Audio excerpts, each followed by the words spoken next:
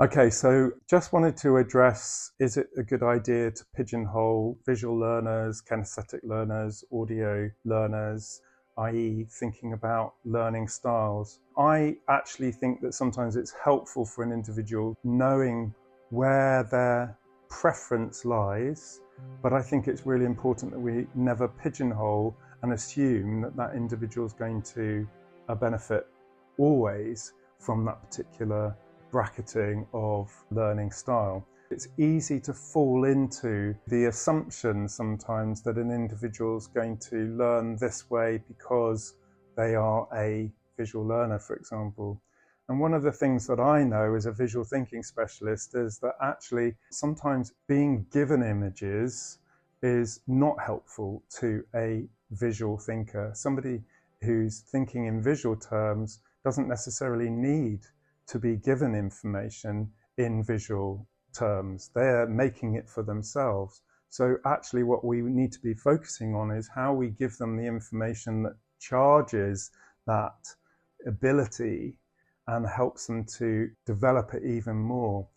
So if we term somebody as a visual thinker rather than a visual learner, then I would say that what we're doing is we're encouraging them to be powerful with the information they receive and do something visual with it, rather than assuming that they need to receive it in visual terms in the first instance. And just wanted to make that distinction because it can make it really difficult for individuals sometimes.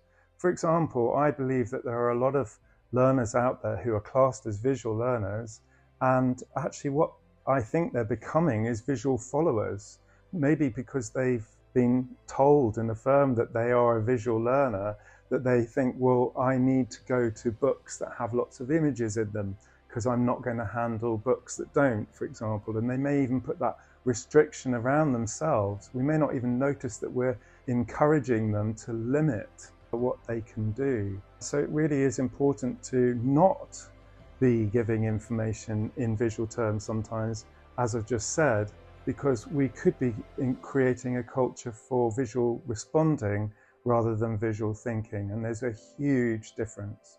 So the Footnotes program that has been running for 30 odd years now is in reaction to some of these situations that in our culture we've seen, just because of this speed at which images are now coming at us from every corner of our lives.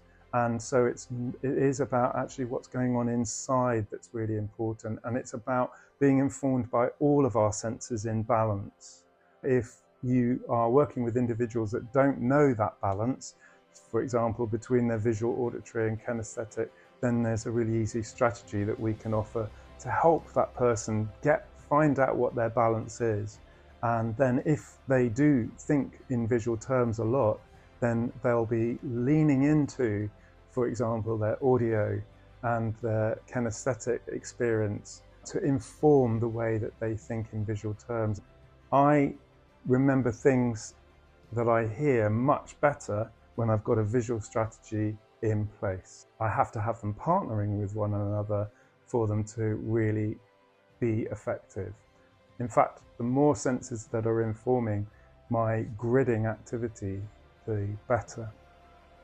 So if you'd like to find out more about how this could be useful in your realm of influence, then please do get in touch, come and have a look at the website, and we'd love to hear from you.